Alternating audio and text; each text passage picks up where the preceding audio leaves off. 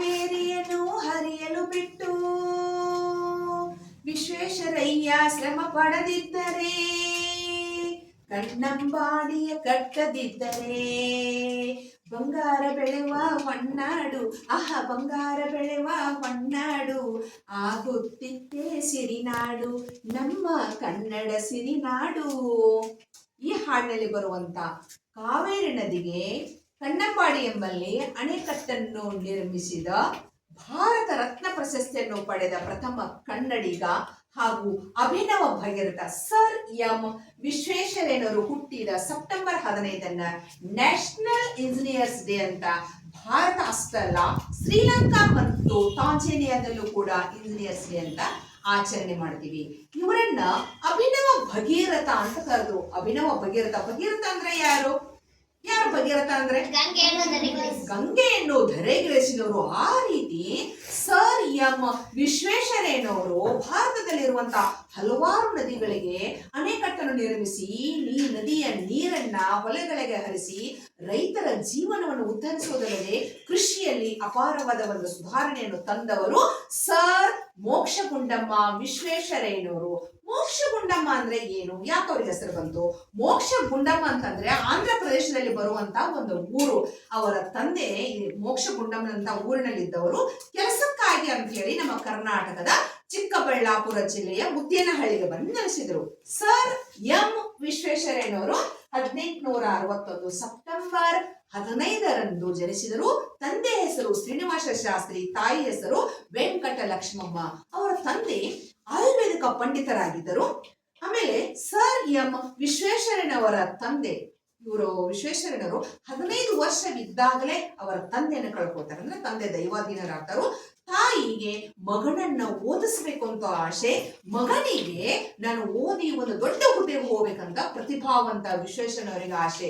ಹೀಗಾಗಿ ಅವರ ತಾಯಿ ಅವರಿವರ ಮನೆಯಲ್ಲಿ ಪಾತ್ರೆಯನ್ನು ತೊಳೆದು ಮಗನನ್ನ ಅಲ್ಲಿ ಪ್ರಾಥಮಿಕ ಶಿಕ್ಷಣವನ್ನ ಮುದ್ದೇನಹಳ್ಳಿಯಲ್ಲಿ ಮುಗಿಸಿದ ನಂತರ ಹೈಸ್ಕೂಲ್ ಮೆಟ್ರಿಕ್ ಶಿಕ್ಷಣಕ್ಕಾಗಿ ಅವ್ರು ಎಲ್ಲಿ ಬರ್ತಾರೋ ಅಂತಂದ್ರೆ ವಿಶ್ವೇಶ್ವರಯ್ಯನವರ ಸೋದರ ಮಾವ ಬೆಂಗಳೂರಿಗೆ ಕರ್ಕೊಂಡು ಬಂದು ಯಾವುದೋ ಒಂದು ಛತ್ರದಲ್ಲಿ ಅವ್ರಿಗೆ ವ್ಯವಸ್ಥೆನ ಮಾಡ್ತಾರೆ. ಆ ಛತ್ರದಲ್ಲಿ ದುಕೊಂಡನಲ್ಲಿ ವಾರಾನ ಊಟ ಮಾಡಿ, ವಾರಾನ ಅಂತಂದ್ರೆ ದಿನ ಒಬ್ಬೊಬ್ಬರ ಮನೆಯಲ್ಲಿ, ಈ ದಿವಸ ಇವರ ಮನೆ, ಇನ್ನೊಂದು ದಿವಸ ಮತ್ತೊಬ್ಬರ ಮನೆ, ಈ ರೀತಿ ವಾರಾನ ಊಟವನ್ನ ಮಾಡಿ, ಅಷ್ಟೇ ಅಲ್ಲದೆ ತಮ್ಮ ವಿದ್ಯಾಭ್ಯಾಸದ ಖರ್ಚಿಗಾಗಿ ಟ್ಯೂಷನ್ ಹೇಳಿ ಮನೆ ಪಾಠವನ್ನ ಮಾಡಿ ಸರ್ ಎಂ ವಿಶ್ವೇಶ್ವರಯ್ಯನವರು ತಮ್ಮ ಜೀವನವನ್ನ ನಡೆಸ್ತಿರ್ತಾರೆ. ಮೆಟ್ರಿಕ್ಯುಲೇಷನ್ ಪರೀಕ್ಷೆ ಬಂದಾಗ ಫೀಸ್ ಕಟ್ಟಕ್ಕೆ ಅವರಿಗೆ 12 ರೂಪಾಯಿ ಬೇಕಾಗಿತ್ತು. ಅವಾಗ ಅವ್ರು ಏನ್ ಮಾಡ್ತಾರೆ ಅಂತಂದ್ರೆ 12 ರೂಪಾಯಿ ಅವ್ರ ಹತ್ರ ಇರಂಗಿಲ್ಲ, ತಾಯಿನ ಕೇಳಬೇಕು ಅಂತ ಹೇಳಿ ಬೆಂಗಳೂರಿನಿಂದ ಮುದ್ದೇನಹಳ್ಳಿಯವರೆಗೆ ನಡ್ಕೊಂಡು ಬರ್ತಾರೋ. ಮಧ್ಯರಾತ್ರಿ ಬಂದು ಬಾಗಲ ಬಿಡ್ತಾರೋ, ತಾಯಿ ಬಾಗಲವನ್ನು ತೆಗಿತಾಳು, ಯಾರು ಬಂದಾರ ಈ ಕೊಟ್ಟನಿಲ್ಲ ಅಂತ ಹೇಳಿ. ಅವಾಗ ವಿಶ್ವೇಶ್ವರಯ್ಯನವರು ಬೆವರ್ತಿರ್ತಾರೆ, ನಡ್ಕೊಂಡು ಬಂದಿರ್ತಾರೋ. ಅವಾಗ ಮಗ ಅವ್ರ ತಾಯಿ ಹೇಳ್ತಾರೆ, ಅಮ್ಮ ಮತ್ತೆ ನನಗ 12 ರೂಪಾಯಿ ಫೀಸ್ ಬೇಕು ಅಂದಾಗ ತಾಯಿ ಮನೆಯಲ್ಲಿ ದುಡ್ಡು ಇರಂಗಿಲ್ಲ.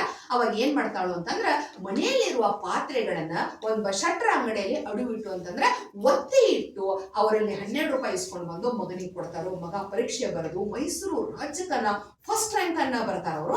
ಆಮೇಲೆ ಅವರ ಮದ್ರಾಸ್ಗೆ ಹೋಗ್ತಾರೋ, BA ಪದವಿಯನ್ನು ಮಾಡ್ತಾರೋ, ಪುನಾಕ್ ಹೋಗಿ ಸೈನ್ಸ್ ಕಾಲೇಜಿನ ಸೇರಿ ಎಂಜಿನಿಯರಿಂಗ್ ಪದವಿಯನ್ನ ಪಡೆದು ಆಮೇಲೆ ಅಲ್ಲೇ ರ್ಯಾಂಕ್ ಬರ್ತಾರೋ. ಬಾಂಬೆದಲ್ಲಿ ಸಹಾಯಕ ಇಂಜಿನಿಯರ್ ಆಗಿ ಕೆಲಸವನ್ನು ಮಾಡ್ತಾರೋ. ಮುಂದೆ ಅವರು ಮಾಡಿದ್ದು ಎಲ್ಲಾ ಸಾಧನೆ ಇತಿಹಾಸದಲ್ಲಿ ಬರೆದಿಡುವಂತ ಸಾಧನೆಗಳನ್ನ ಮಾಡ್ತಾರೋ.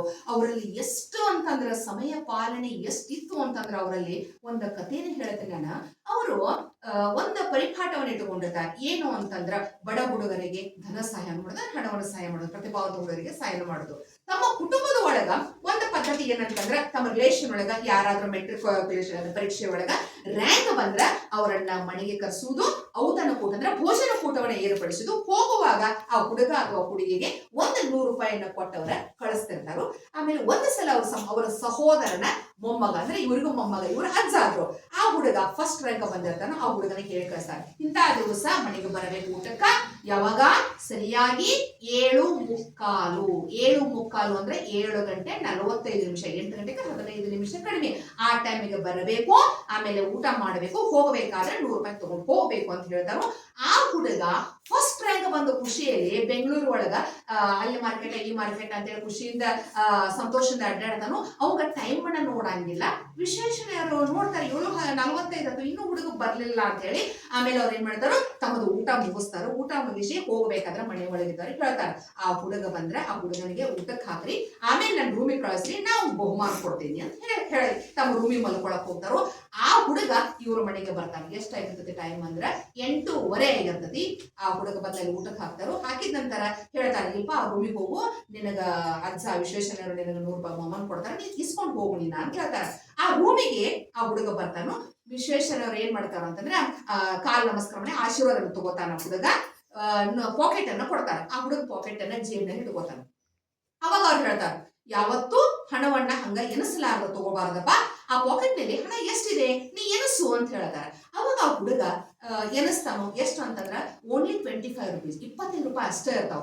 ಅವಾಗ ಹೇಳ್ತಾರ, ಯಾಕೆ ನಿನಗೆ 25 ರೂಪಾಯಿ ಕೊಟ್ಟಿನಿ, ನಾನು 100 ರೂಪಾಯಿ ಕೊಡಬೇಕಾಗಿತ್ತು ನಿನಗೆ, ನಾ 25 ರೂಪಾಯಿನಾಗ ಯಾಕೆ ಕೊಟ್ಟೀನಿ, ನಿನಗೆ ಯಾವಾಗ ಹೇಳಿ, ಎಷ್ಟು ಟೈಮ್ ಯಾವ ಗಂಟೆ ಹೇಳಿದ್ ನಿನಗ, 7:45. ನೀ ಯಾವಾಗ ಬಂದಿಪ್ಪ, 8:15 ಬಂದನು. ನೀನು 3/4 ಗಂಟೆ ಲೇಟ್ ಮಾಡಿದೆ, 45 ನಿಮಿಷ ನೀನ್ ಲೇಟ್ ಮಾಡಿದೆ, ಅದಕ್ಕೆ ನಾನು 100 ರೂಪಾಯಿ ಒಳಗ 3/4 ರೂಪಾಯಿ ಅಂದ್ರೆ 75 ರೂಪಾಯಿನ ನಾನು ಕಟ್ ಮಾಡಿ ನಿನಗೆ 25 ರೂಪಾಯಿ ಕೊಡ್ತಾ ಇದ್ದೀನಿ. ಆಗಿನ 100 ರೂಪಾಯಿ ಅಂದ್ರೆ ಈಗಿನ 1,00,000ಕ್ಕೆ ಸಮ ಅದ.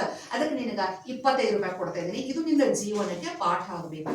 ಟೈಮ್ ಅನ್ನೋದು ಬಹಳ important. Time is more than money. ಹೋದ ಸಮಯವನ್ನ ನಾವು ಏನ್ ಕೊಟ್ರು ನಮಗ ಅದನ್ನ ವಾಪಸ್ ಬರೋದಿಲ್ಲ ಅಂತ ಹೇಳಿ ಆ ಹುಡುಗ ಒಂದು ಪರಿಪಾಠ ಆಗ್ತಿ. ಅವನು ಓದಿ ಮುಂದೆ ಪ್ರತಿಭಾವಂತನಾಗಿ ದೊಡ್ಡ ಆಫೀಸರ್ ಆಗ್ತಾನೆ. ಈ ರೀತಿ ಒಂದು ಸಮಯ ಪಾಲನೆಯನ್ನ ಸಮಯಕ್ಕೆ ಅವರು ಬಹಳ ಒಂದು ಇಂಪಾರ್ಟೆನ್ಸ್ ಕೊಡ್ತಿದ್ರು. ಮತ್ತೆ ಅವರಲ್ಲಿ ಪ್ರಾಮಾಣಿಕತೆ ಅನ್ನೋದು ಬಹಳ ಇತ್ತು. ಎಷ್ಟು ಪ್ರಾಮಾಣಿಕತೆ ಅಂದ್ರೆ ಅವ್ರು ಯಾವಾಗ್ಲೂ ತಮ್ಮ ಜೇಬಿನಲ್ಲಿ 2 ಪೆನ್ನುಗಳನ್ನ ಇಟ್ಕೊಂಡಿರ್ತಿದ್ರು.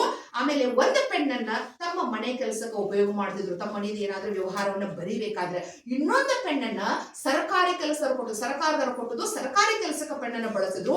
ಮತ್ತೆ ಕೆಲಸ ಮಾಡ್ಬೇಕಾದ್ರೆ ಮೇಣಬತ್ತಿಯನ್ನ ತಮ್ಮ ಮನೆ ಕೆಲಸಕ್ಕೆ ತಮ್ಮದ ಮನೆ ಅಂದ್ರೆ ಅವಾಗ ವಿದ್ಯುತ್ ಶಕ್ತಿ ಅವಾಗ ಇದಿರ್ಲಿಲ್ಲ, ಲೈಟ್ ಇದಿರ್ಲಿಲ್ಲ. ಮೇಣಬತ್ತಿಯನ್ನ ಬಳಸಿ ಕೆಲಸ ಮಾಡ್ತಿದ್ರು. ಸರ್ಕಾರಿ ಕೆಲಸವನ್ನ ಮಾಡುವಾಗ ಸರ್ಕಾರ ಅವರು ಕೊಟ್ಟಂತ ದೀಪ ಅಂದ್ರೆ ಮೇಣಬತ್ತಿಯನ್ನ ಬಳಸಿ ಒಂದು ಕೆಲಸವನ್ನ ಮಾಡ್ತಿದ್ರು. ಒಂದ್ಸಲ ಅವರು ತಮ್ಮ ಮುದ್ದೇನಹಳ್ಳಿಗೆ ಹೋಗ್ಬೇಕಾಗಿರ್ತದೆ. ಮುದ್ದೇನಹಳ್ಳಿಗೆ ಹೋಗ್ಬೇಕಾದಾಗ ಅವಾಗಿನ ಮುಖ್ಯಮಂತ್ರಿ ಕೆಂಗಲ್ ಹನುಮಂತರಾಯರು ಮುಖ್ಯಮಂತ್ರಿ ಇದ್ರು.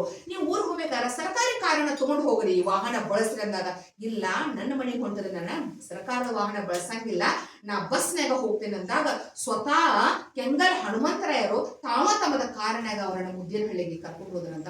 ಅಷ್ಟೊಂದು ಅವರಲ್ಲಿ ಪ್ರಾಮಾಣಿಕತೆ ಎನ್ನುವುದು. ಆಮೇಲೆ ಇನ್ನೊಂದು ಏನಂತಂದ್ರೆ ಅವರಲ್ಲಿ ಇರುವಂತಹ ಸಮಯ ಪ್ರಜ್ಞೆ ಬಹಳ ಇತ್ತು. ಸಮಯ ಪ್ರಜ್ಞೆ ಅಂತಂದ್ರೆ ಅದ್ರ ಮೇಲೆ ಒಂದು ಕತೆ ಹೇಳೋದು ನಿಮಗ. ಅವರು ಟ್ರೈನ್ ನಲ್ಲಿ ಒಂದ್ಸಲ ಟ್ರಾವೆಲಿಂಗ್ ಪ್ರಯಾಣ ಮಾಡ್ತಾ ಇದ್ರು. ಆಮೇಲೆ ಕಣ್ಮುಚ್ಚಂಗ ಮಲ್ಕೊಂಡಿದ್ರು. ತಕ್ಷಣ ರೈಲ್ ಹೊಂಟೈತದು. ತಕ್ಷಣ ಚೈನ್ ಎಳೆದು ರೈಲನ್ನ ಸ್ಟಾಪ್ ಮಾಡಿದ್ರು. ಆಮೇಲೆ ಯಾಕ ಹೇಳಿದ್ರು ಅಂತ ಜನ ಅಲ್ಲೆಲ್ಲ ಅವ್ರ ಕಂಪಾರ್ಟ್ಮೆಂಟ್ ಅಂದ್ರೆ ಅವ್ರ ಬೋಗಿಗಳೆಲ್ಲ ಬಂದ್ರಂತ. ಯಾಕ್ರಿ ಚೈನ್ ಎಳೆದು ನೀವು ರೈಲ್ವೆ ನಿಲ್ಲಿಸಿದ್ರಿ, ಯಾಕ್ರಿ ಯಾಕೆ ಮಾಡಿದನಂತ. ಇಲ್ಲ, ಇನ್ನ ಕೆಲವೊಂದು ಮೀಟರ್ ಅಂದ್ರೆ 360 ಕೆಲವೊಂದು ಮೀಟರ್ ಒಳಗ ರೈಲು ಅಪಘಾತ ಆಗ್ತತಿ. ಏನ್ರಿ ಅಪಹಾಸ್ಯ ಮಾಡಕತ್ತೀರಿ ನೀವು, ರೈಲ್ ಅಪಘಾತ ಆಗ್ತತಿ, ನೀವ್ ಏನ್ ಹೇಳತ್ತೀರಿ ಅಂದ್ರೆ, ಇಲ್ಲ ನೀವು ಬೇಕಾದ್ರೆ ಹೋಗ್ರಿ ಚೆಕ್ ಮಾಡ್ರಿ ಅಂತ ಅಂದ್ಮೇಲೆ ಟಾರ್ಚ್ ಹಿಡ್ಕೊಂಡು ಎಲ್ಲರೂ ಬ್ಯಾಟ್ರಿ ಹಿಡ್ಕೊಂಡು ಎಲ್ಲ ನೋಡ್ಕೋತ ಹೋದ್ರಂತ. ರೈಲ್ವೆ ಹಳಿ ಅದು ಬಿರುಪೆ ಬಿಡ್ತು, ಕ್ರ್ಯಾಕ್ ಆಗಿತ್ತು. ಅದು ನೋಡಿ ಎಲ್ಲರೂ ಎಂತ ಮೇಧಾವಿ, ಅಗಾಧ ಮೇಧಾವಿ ಮನುಷ್ಯ ಅಂತ ಹೇಳಿ ಅವ್ರ ಕಡೆ ಬಂದ್ರಂತ. ಹೌದ್ರಿ ನೀವ್ ಹೇಳಿದ ಸರಿ ಐತಿ, ನೀವು ಹೆಂಗ ಕಂಡು ಹಿಡಿದ್ರಿ ಅಂತ ಕೇಳ್ರಂತ. ಇಲ್ಲ, ನಾನು ಕಣ್ಮುಚ್ಚಿ ರೈಲಿನ ಶಬ್ದ, ರೈಲು ಹಳಿಯ ಶಬ್ದ ಕೇಳ್ಕೋತ ಮಲಗಿದ್ನಿ. ಆ ಸಪ್ಪಳದಲ್ಲಿ ಆ ಶಬ್ದದಲ್ಲಿ ವ್ಯತ್ಯಾಸ ಆಯಿತು.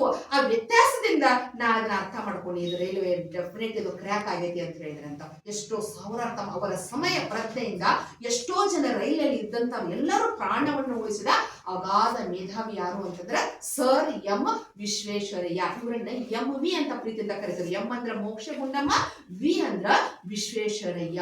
ಯಾವಾಗಲೂ ಅವರ ಶಿಸ್ತು. ಅವರು ಹೆಂಗಂತಾರೆ, ತಲೆಗೆ ಪೇಟ, ಟೈ, ಆಮೇಲೆ ಕೋಟು, ಸೂಟು, ಶೂಸು ಅಷ್ಟಿರ್ತಿತ್ತು. 98 ಅವ್ರಿಗೆ ವಯಸ್ಸಾಗಿದ್ರು ಕೂಡ ಅವರಲ್ಲಿ ಜೀವನದ ಉತ್ಸಾಹ ಎಂದೂ ಕಡಿಮೆ ಆಗಿರ್ಲಿಲ್ಲ ಅಂತ. ಒಂದ್ಸಲ ಅವ್ರ ಫ್ರೆಂಡ್ ಅವರಿಗೆ ಕಾಲ್ ಮಾಡಿ ಕೇಳಿದ್ರಂತ, ಮದ್ರಾಸ್ನಿಂದ ಬರಾಕತ್ತೇನ್ರಿ, ನಿಮಗೆ ಏನ್ ತಗೊಂಡು ಬರ್ಲಿ ಅಂತ. ನನಗ ಒಂದು ಚಲೋ ಅಂತ ನನಗ ಹೊಸ ಟೈಪ್ ನನಗೆ ಡಿಕ್ಷನರಿ ತಗೊಂಡು ಬರ್ರಿ ಅಂತ, ಶಬ್ದಕೋಶ ಡಿಕ್ಷನರಿ ನನಗ ತಗೊಂಡು ಬರ್ರಿ ಅಂತ ಅವ್ರಿಗೆ ಹೇಳಿದ್ರಂತ. ಆಮೇಲೆ ಎಷ್ಟು ಅವ್ರ ಪುಸ್ತಕ ಪ್ರೇಮ ಅಂತಂದ್ರ ಹೇಳಿದ್ನ, ಪೇಪರ್ ಓದಿಸಿದ್ರು, ಜೀವನದ ವಿಷಯನ ಹೇಳಿದ್ನಲ್ಲ ನಿಮಗೆ, ರಾಮು ಅನ್ನೋ ಹುಡುಗಂತ ಪೇಪರ್ ಓದಿಸಿದ್ರು, ವಿಷಯವನ್ನ ತಿಳ್ಕೋತಿದ್ರು ಅಂತ. ಆಮೇಲೆ ಅಷ್ಟೇ ಅಲ್ಲದವ್ರದ್ದು ಕನ್ನಡ ಪ್ರೇಮ ಬಹಳ ಇತ್ತು, ಅವ್ರ ಕನ್ನಡ ಭಾಷೆಯ ಮೇಲೆ. ಅದಕ್ಕಾಗಿ ಅವರು ಕನ್ನಡ ಸಾಹಿತ್ಯ ಪರಿಷತ್ತನ್ನ ನಿರ್ಮಾಣ ಮಾಡಿದ್ರು. ಆಮೇಲೆ ಮೈಸೂರೊಳಗ ಪ್ರತಿ ವರ್ಷ ಅರಮನೆಯಲ್ಲಿ ದಸರಾದ ಒಳಗ ದರ್ಬಾರ್ ಹಾಲ್ ಒಳಗ ಫಂಕ್ಷನ್ ನಡೀತಿತ್ತು. ಅವಾಗ ಒಂದು ಏನ್ ಪದ್ಧತಿ ಅಂತಂದ್ರ ಬ್ರಿಟಿಷರು ಆ ದರ್ಬಾರ್ ಹಾಲ್ ಒಳಗ ಚೇರ್ ಮೇಲೆ ಬ್ರಿಟಿಷರು ಕುತ್ಕೋತಿದ್ರಂತ, ಕನ್ನಡಿಗರು ನೆಲದ ಮೇಲೆ ಕುಂಡ್ರುದ, ಇಲ್ಲಂದ್ರೆ ಬ್ರಿಟಿಷರು ಕುಂತಿದ್ರಲ್ಲ ಕುರ್ಚಿ ಮೇಲೆ ಅವ್ರ ಹಿಂದೆ ನಿಲ್ಲಬೇಕಂತ. ಅವಾಗ ಅದನ್ನ ನೋಡಿ ಅದನ್ನ ಖಂಡಿಸಿದಂತವ್ರು, ಇದನ್ನ ಖಂಡಿಸ್ತೀನಿ, ಇವ್ರು ಕುಂಡ್ರುದು ನಾವ ನಿಲ್ಲಬೇಕು, ಇಲ್ಲ